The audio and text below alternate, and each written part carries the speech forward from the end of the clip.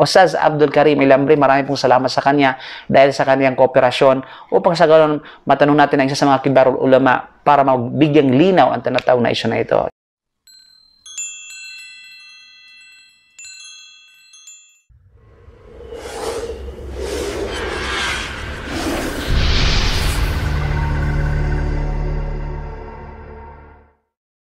Assalamualaikum warahmatullahi ta'ala wabarakatuh, mga kapatid sa pananampalatayang Islam.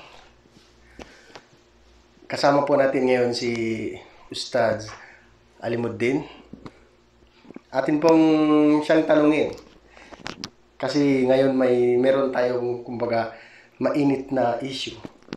Bukod sa COVID-19, yung issue natin ngayon ay yung tungkol po sa Surah Al-Fatiha Challenge ngayon na nagte-trending sa halos sa buong mundo. Ngayon po, tutunghayan po natin ang ating mahal na Ustaz. Ano po ba ang masasabi niya tungkol dito? Direct po tayo to the point. Ano po, Ustaz, ang masasabi niyo tungkol po sa challenge ng Surah Al-Fatiha Challenge po sa TikTok na ito? أعوذ بالله السميع العليم من الشيطان الرجيم بسم الله الرحمن الرحيم رب اشرح لي صدري ويسر لي أمري واحلل عقدة من لساني يفقهوا قولي الحمد لله والصلاة والسلام على رسول الله وعلى آله وصحبه أجمعين ما بعد السلام عليكم ورحمة الله وبركاته. Unang-una sa lahat,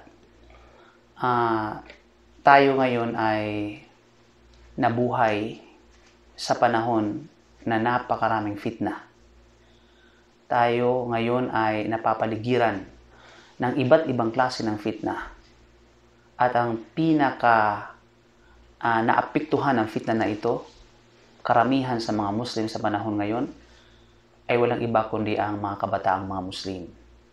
At hindi lingid sa ating kaalaman na ating natutunghayan, na ating nakikita at naobserbahan, ay ang mga nahuhumaling dito ay walang iba kundi ang mga kabataang mga Muslim mula sa mga kalalakihan at mga kababaihan. Higit lalo ang mga kababaihan.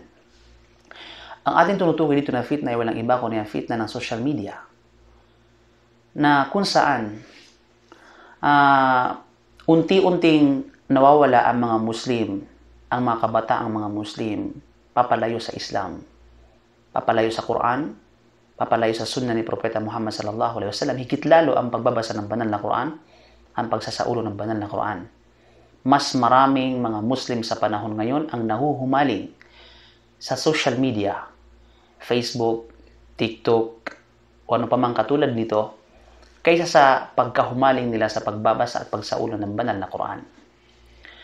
Na kung kaya dahil dito, makikita at maobserbahan natin na ang mga ulama natin ay gumagawa ng paraan para ma-counterpart ang pagkahumaling ng mga kabataang mga Muslim o ang Muslim in general mula sa makamundong bagay, social media o anumang katulad nito, para manumbalik sila sa Quran, pagsabuhay ng Islam, pagsabuhay at pagtaguyod ng sunnah ni Propeta Muhammad sallallahu alaihi wasallam, higit lalo ang tinatawag na salita ng Allah subhanahu wa ta'ala.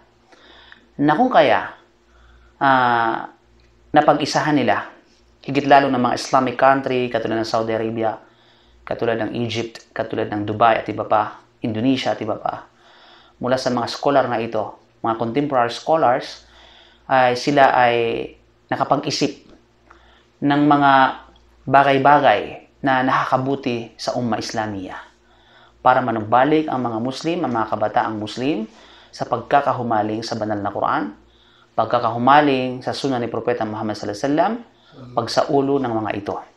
Na kung kaya, itinanghal nila ang isang napakalaking competition.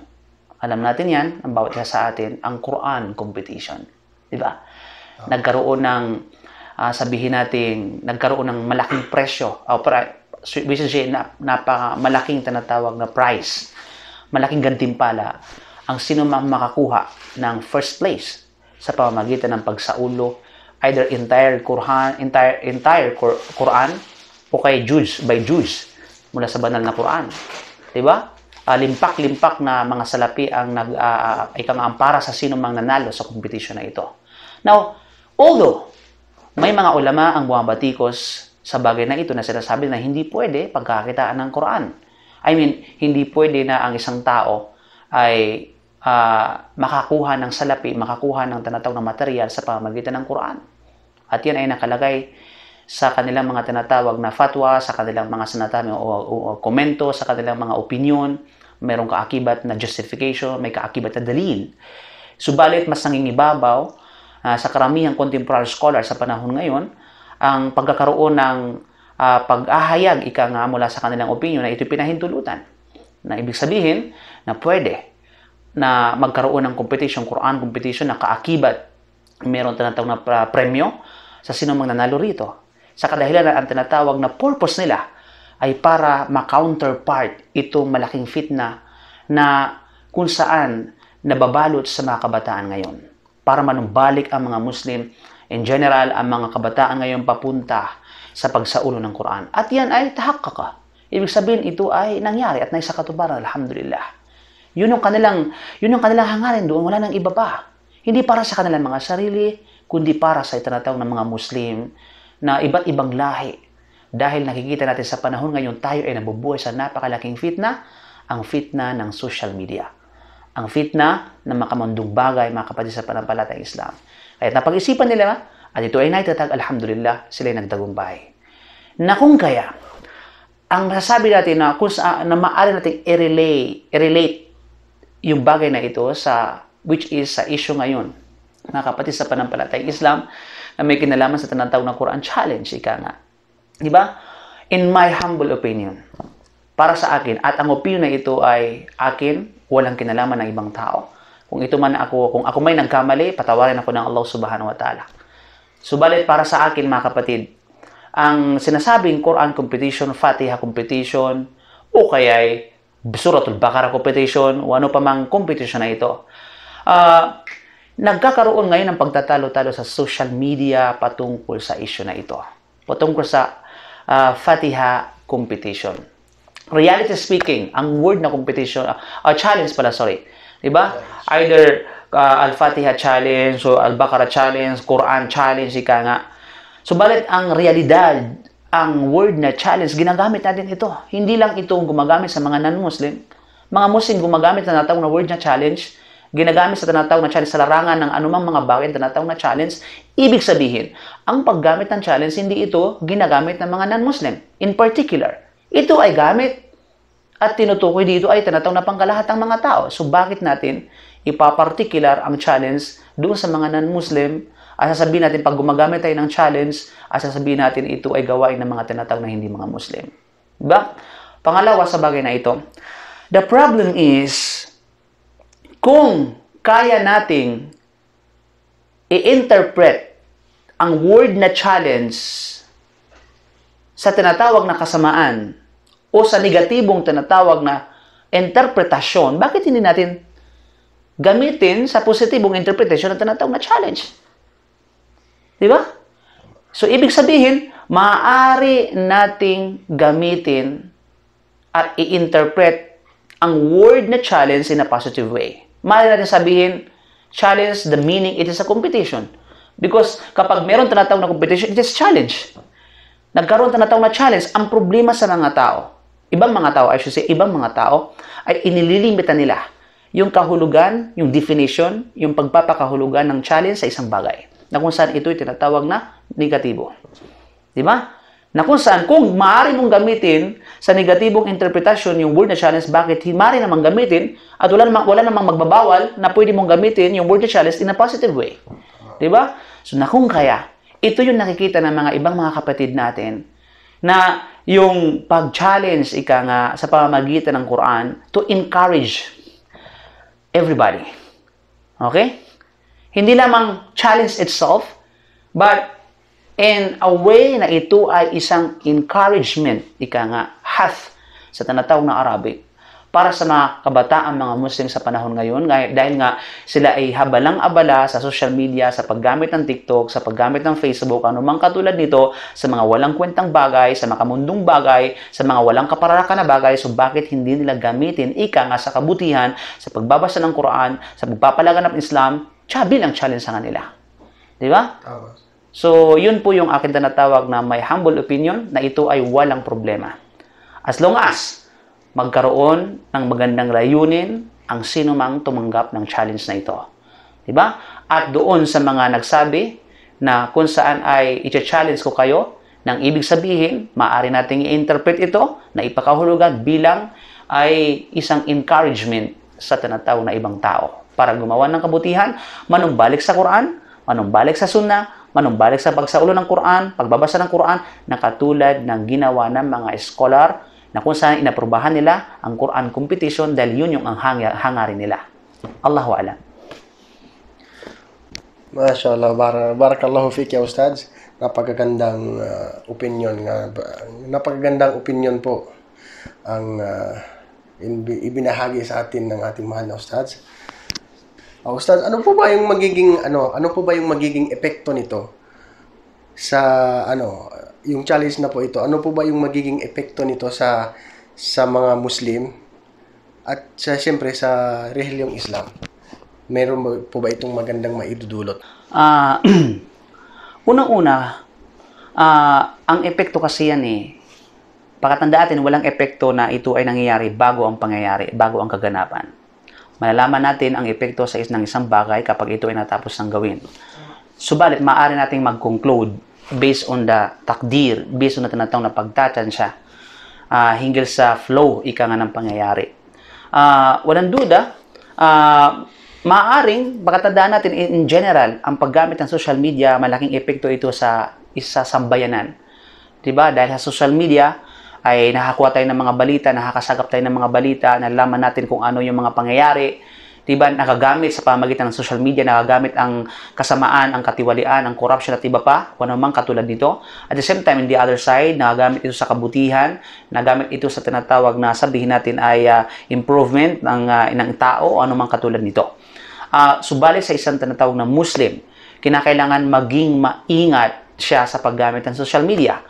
Kinakailangan kung ang mga tao ay gagamitin ang social media sa pagsira ng ibang mga tao, sa pagwasak ng komunidad, sa pagwasak ng country ng isang bansa, unang sino mang mga tao sa isang Muslim ay kinakailangan gamitin niya ito para sa kanyang pangrelihiyong bagay. Gamitin na ito sa pagdadawa, gamitin na ito sa tinatawag na sabihin natin ay paglalaganap ng Islam, pag-encourage sa tinatawag na mga tao. Pakatandaan natin, sinabi ng Allah sa Quran, wa ta'awanu al-birri wat taqwa. Kayo ay magtulungan sa paggawa ng kabutihan, pag-aalaala sa Allah, at gayon din sa pagkatakot sa Allah subhanahu wa ta'ala.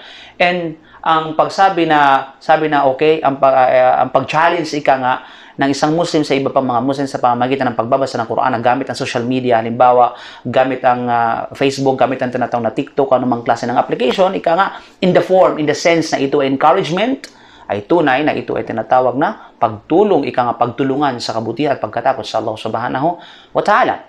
If this is one of the ways, one of the means and tools para sa isang Muslim na mag-improve ang kanyang pananampalataya, why not?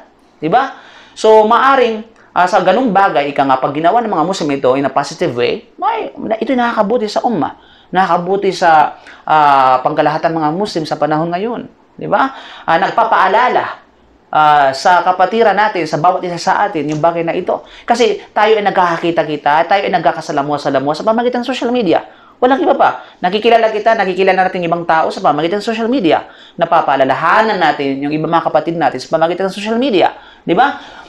Natuturuan natin yung ibang mga kapatid natin sa pamamagitan ng social media. Sa panahon ng quarantine ngayon, tayo ay nasa loob ng tahanan. Paano natin ma-relay yung ating kaalaman sa ibang mga tao? Hindi ba kasi sa pamamagitan ng social media? Subhanallah, yung pagtuturo ng Quran, sa pamamagitan ng Zoom, sa pamamagitan ng tinatawag na Facebook at iba pa, hindi ba social media? So, malaking impact sa umma na ito, sa Islam, ang social media, kung gagamitin sa kabutihan at pagkatakot sa Allah subhanahu wa ta'ala. MashaAllah, napakagandang kasagutan. Talagang nosebleed ako sa sagot ni Ustaz. Isa pang katanungan, Ustaz. bilang isang ordinaryong Muslim, ano po ang mai-advise na natin? Ano po yung mai-advise mo sa mga katulad naming mga ordinaryong Muslim na diretso na pong nagbibigay ng konklusyon o nagbibigay ng fatwa tungkol po sa mga bagay-bagay na nangyayari o yung mga issue ngayon at sa mga bagay na katulad nito, Ustaz?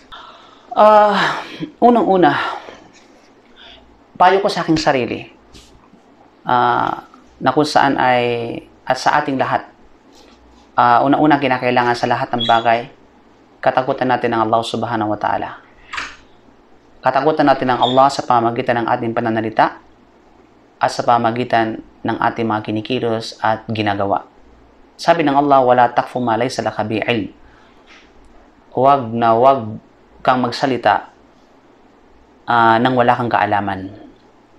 Ipinagbawal sa atin ng banal na Quran ang pagsasalita sa mga bagay-bagay na wala tayong nalalaman, higit lalo sa batas ng Allah subhanahu wa ta'ala. At napakaraming mga hadith ang tumutukoy sa bagay na ito bilang parusa sa mga taong dahil sa kanilang pananalita, dahil sa hindi nila pinag-iisipan ang kanilang mga sinasabi, kakulangan sa kaalaman, impormasyon at iba pa, o namang katulad nito, ay yun ang maglulugmok sa kanila sa impyernong apoy. Yun ang magbubulid sa kanila sa impyernong apoy na may pangalagaan tayo ng Allah subhanahu wa ta'ala. Maraming mga tao ang makakapasok sa tinatawag na impyerno dahil sa kanilang dida, dahil sa kanilang pananalita. Na kung kaya ang aking payo sa aking sarili at gayon din sa ating lahat, wag na wag tayong padalos-dalos na magbibigay tayo ng pagpataw sa isang isyo, sa isang bagay na ito ay haram, na samantalang ipinahintulutan ng Allah subhanahu wa ta'ala, at ito ay halal samantalang ipinagbawal ng Allah subhanahu wa ta'ala. Dahil bakit? Dahil tayo ang magsasuffer nito. Tayo ang mananagot sa anumang sinasabi natin sa kabilang buhay. Na kung kaya, kapag mayroong bago na impormasyon sa atin, kapag mayroong bagong issue na wala tayong alam, ay kinakailangan itanong natin sa mas higit na nakakaalam kaysa sa atin bago tayo magbigay ng komento, bago tayo gumawa, bago tayo mag-critics, bago tayo magsalita laban o kaya pro sa bagay na ito sa isang issue. Katulad na lamang ng issue, halimbawa ng Al-Quran Challenge o kaya sabi natin Al-Fatiha Challenge, na kung saan pumuputok ngayon sa social media sa pamamagitan ng ating kapatid. Pakatandaan natin, ako, nagsasalita ako, sinasabi ko ito dahil pro ako o tinatawag na against ako.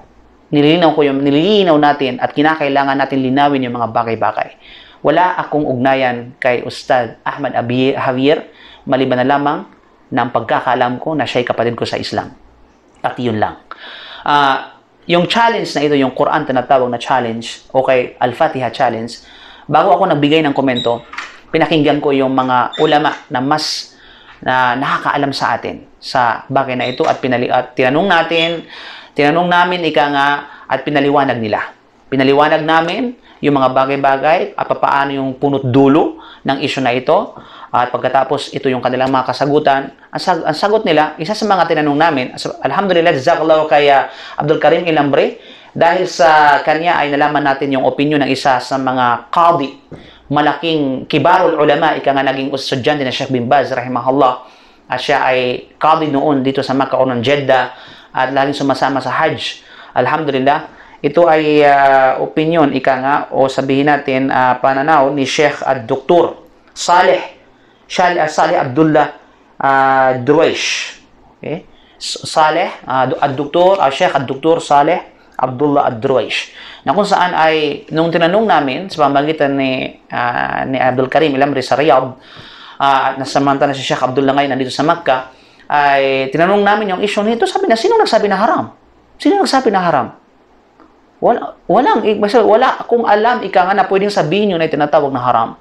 Ang dami lang isa-challenge mo yung kapatid mo sa panampalatayang Islam na magbasa ng Fatiha o ng anumang talata o kaya kabanata ng banal na Quran. Di ba? Yan ay bagay na sabihin natin kabutihan. Pagpapalaganap ng kabutihan yan, ika nga, pag-encourage sa ibang tao. Panghikayat sa kanila, ikang nabasahin ang tinatawag na Quran.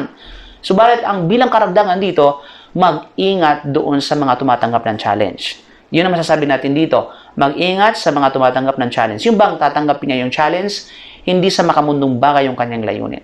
Tatanggapin niya yung challenge na ito dahil gusto niya magbasa for the sake of Allah subhanahu wa ta'ala, and at the same time, gusto niya rin i-encourage sa pamamagitan ng ibang tao. Ang kanyang mga anak, ang kanyang pamilya, ang kanyang mga mahal sa buhay, ang kanyang mga kaibigan, ang kakilala na sapagkat tayo ngayon ay nabubuhay sa social media. So, encourage natin ang ibang mga tao, ika nga sa pamamagitan ng social media, pagbabasa ng Quran at iba pa. At huwag nating i-question, ika nga, kung ano ang layunin ng tao. Dahil hindi natin saklaw at hindi natin hawak at hindi natin tinatawag na sabihin natin ay kayang tuklasin at kayang tinatawag na silipin kung ano ang mayroon sa isang tao. Diba? So, sa atin, paalala lamang na sino mang tumanggap ng challenge na ito, kinakailangan magkaroon siya ng iba yung maganda layunin ika nga nagagawin niya ito for the sake of Allah subhanahu wa ta'ala at bilang pag-encourage sa ibang tao. Bilang pag-ikaya sa ibang tao. Pakatandaan natin mga kapatid, sinabi ni Propeta Muhammad sallallahu alaihi wasallam hingga sa bagay na ito, Iqra'ul Quran wabtaghu bihi Allah. Basahin ninyo ang Quran at sa pamamagitan ng pagbabasa na ito ay ang inyong layunin ay naghahangad kayo sa Allah. Naghahangad kayo ng gantimpala mula sa Allah. Naghahangad kayo ng pagpapala mula sa Allah. Naghahangad kayo ng habag at awa mula sa Allah subhanahu wa ta'ala sa pamamagitan ng pagbabasa ng Quran. Min qabli ay yatiya qawmun yaqumunahu iqamat al-qidhi yata'ajjalunahu wa la yata'ajjalunah. Bago pa man dumating ang grupo ng mga tao na itinataguyod ang pagbabasa ng Quran, subalit ang kanilang pagtataguyod sa pagbabasa ng Quran ay katulad ng pagtataguyod at pagtatayo nila na para siyang nagpakawala ng isang palaso. Na kung saan ang kanilang pagbabasa sila ay nagmamadali dito, subalit hindi nila hinahangad ang kabilang buhay, ang gantimpala ng Allah subhanahu wa ta'ala. Ito ay naisalaysay sa hadith Imam Ahmad bin Hanbal. At gayon din sa isa pang hadith ni Propeta sallam, Iqra'ul Quran was'alullaha bihi. Magbasa kayo ng Quran. Okay? At humingi kayo sa Allah ng pagpapala sa pamamagitan nito. Qabla ayyatiya qawmun yaqra'una al-Quran fayas'aluna an-nasa bihi. Rawahu Ahmad. Bago pa dumating ang mga tao na kung saan ay magbabasa sila ng banal na Quran, subalit gagamitin nila ang Quran bilang paghiling o kaya bilang paghingi sa mga tao. Ibig sabihin, sila ay kukuha, ika nga, ng material, ng sahod sa pamamagitan ng pagbasa lamang ng Quran o anumang katulad nito. So, mga kapatid sa panampalatayang Islam, so sa mga tumatanggap ng challenge, ito ay payo ko. Pag-ingatan natin ang layunin natin, gamitin natin, ika nga, ang bagay na ito, ang opportunity na ito, hindi sa anong makamundong bagay, kundi para sa Allah subhanahu wa ta'ala at pag-encourage sa ibang mga kapatid natin na Muslim na tayo ay tularan ika nga sa kabutihan at pagsamba sa Allah subhanahu wa ta'ala o kay pagkalugod sa Allah subhanahu wa ta'ala. Masya Allah, Masya Allah. Napakagandang kasagutan po, napakagandang advice ni Ustad sa atin. At bilang advice ika nga ni Ustad sa mga nag-a-accept ng Fatiha Challenge na ito, ang sabi nga ng Propeta sallallahu alaihi wasallam, ika nga sa kanyang hadith, innamal a'malu binniyat. Sa katotohanan, ang ating mga ginagawa, lahat ng ating ginagawa ay dapat nating isalayunin. Na kung kaya, siguraduhin natin na ang lahat ng ating ginagawa ay para lamang sa Allah subhanahu wa ta'ala at para sa ikakabuti natin lahat. Dito po nagtatapos ang panayan natin kay Ustad at huwag po natin kalimutan i-like po, i-share ang video na ito at lalo na po yung page ni Ustad. Ano page mo, Ustad? Okay, bilang panghuling panayam at bilang panghuling pahayag sa bagay na ito, gusto kong bitiwan ng isang salita na kung saan sinabi ng Allah subhanahu wa ta'ala bilang pag-iingat para sa atin, sa ating mga layunin, sa ating mga adhikain, sa ating mga objective, ika nga, na kung saan sinabi ng Allah subhanahu wa ta'ala, "Man kana yuridul hayata dunya wa zinataha nuwaffi ilayhim a'malahum fiha wa hum fiha la yubkhasun." Sinabi ng Allah subhanahu wa ta'ala, sino man ang naghahangad ng makamundong bagay at ang anumang dekorasyon nito at anumang palamuti ng mundo na ito, tunay na ibibigay namin ito sa kanya. Ipagkakalob namin sa kanila mga gawain ito. Subalit, at sila dito ay hindi mababawasan ang anumang kanilang nais at hangarin sa mga bagay na ito. Ulaika alladhina laysa lahum fil akhirati illa an-nar. Subalit, sila yaon sa kabilang buhay sa araw ng paghuhukom ay wala silang matatamo na gantimpala mula sa Allah maliban lamang sa impyernong apoy. Wa habita ma sana'u. At ang anumang kanilang mabuting gawain ginawa sa daigdig doon sa araw ng paghukom, tunay na ito ay mawawala ng saysay. Wa batilum ma kanu ya'malun. At anuman ang kanilang nagawa ay tunay na ito ay hindi magiging katanggap-tanggap. So mga kapatid sa pananampalatayang Islam, ang paalala ko bilang huling paalala ay walang iba kundi doon sa mga nagcha-challenge para sa tanatawang na kabutihan na ang kanilang layunin ay kinakailangan ay para sa panghihikayat, encourage sa ibang mga Muslim. At ito ay isang pamamaraan ng pagsuporta at pangangalaga sa kaalaman, at the same time ay panghikayat sa mga kapatid natin na bumalik sa Islam, na bumalik sa paggawa ng kabutihan para sa ikalulugod ng Allah. At gayon din doon sa mga tumatanggap ng challenge ay kinakailangan magkaroon ng mabuting tinatawag na hangarin at hindi para sa makamundong bagay. At sinabi, bilang karugtong ng hadith na binanggit ng ating kapatid kanina, na sinabi ni Prophet sallallahu alaihi wasallam, "Man kanat hijratuhu lidunya yusibuha aw imra'atin yankihuha fa hijratu ila ma hajara ilay." Yung sabihin ko, pag ang kanyang pagkikipagsapalaran dito sa ibabaw ng mundo ay makamundong bagay o kay pag-aasawa o naman katulad nito, then makukuha na yung layunin na yaon, yung kanyang hangar na yun dito sa daigdig. Pero sa kabilang buhay, tulad ng sinabi natin, tunay na wala silang makukuha ni katiting mula sa gantimpala at pagpapala ng Allah subhanahu wa ta'ala.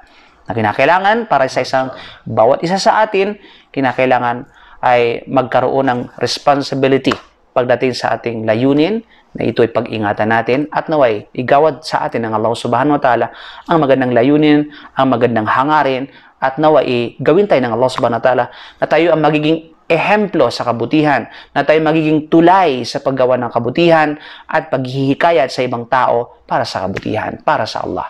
So barakallahu fikum, maraming salamat po sa inyong pagsubaybay sa video na ito. At naway ay ibahagi natin ito sa mga kapatid natin upang sa kanila magkaroon din sila ng kaalaman at awareness sa mga bagay-bagay na may kinalaman sa issue na ito. So Allahu a'lam bisawab. Allahu a'lam bisawab. Subhanaka bihamdik, asyhadu an la ilaha illa anta, astaghfiruka wa atubu ilaik. Assalamualaikum warahmatullahi wabarakatuh. Maraming salamat sa ating kapatid na si guest po natin ngayon sa gabing ito, sa ating kameraman na walang iba kundi si Aldin. Okay? Tabuakar, Dinho, sa kanyang Facebook. So maraming salamat sa likod ng sa bumubuo ng bumubuo ng programa na ito para at ganun din kay